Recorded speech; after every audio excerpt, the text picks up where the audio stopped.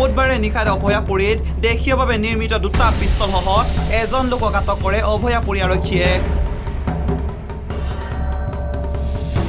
আটকাধীন যুৱকজন কীৰ্তনপাৰা দ্বিতীয় খণ্ডৰ ইমৰান হুছেইন। নিশা মহকুমা আৰক্ষী বিষয়া নিতুমণি দাসে অভিযান চলাই কীৰ্তনপাৰা দ্বিতীয় খণ্ডৰ ইমৰান হুছেইনক নিজা বাসগৃহৰ পৰা দুটা পিষ্টলসহ আটক কৰে। ঘটনা সন্দৰ্ভত অভয়াপুৰী আৰক্ষীয়ে এক গোচৰ ৰুজু কৰি তদন্ত অব্যাহত ৰাখিছে।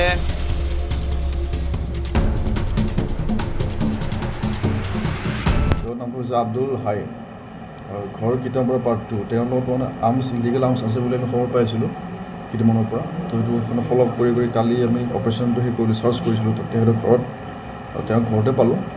তাৰপিছত ঘৰত তাতে তেওঁৰ মানে ঘৰৰ কেম্পাছতে দুটা মানে কাণ্ট্ৰি মেড পিষ্টল পোৱা গৈছে একচুৱেলি, মানে লুকাই হৈছিলে। তো আমি বস্তু মানে পিছে মানে ৰিকভাৰী কৰিলোঁ তাৰ পৰা। এটা মানে পলিথিন বেগত ড্ৰাপ কৰি কিনে মানে তাত থোৱা হৈছিলে। আৰু তাৰপিছত এই কাণ্ট্ৰি মেড আছিলে মানে এইকেইটা পিষ্টলকেইটা।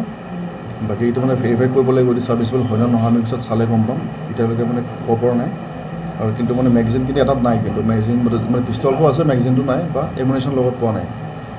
আৰু সেইকাৰণে তেখেতক মানে আমি সেই কৰিছোঁ, কালি অনা হৈছিলে।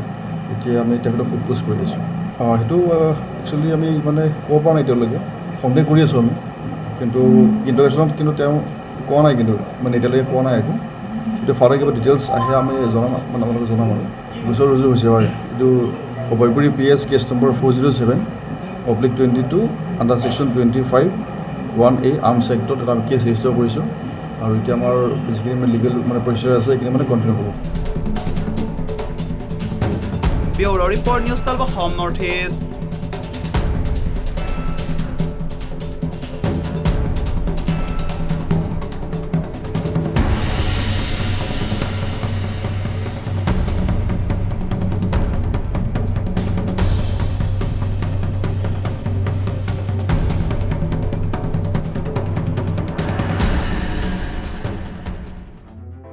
News 12 Assam north east.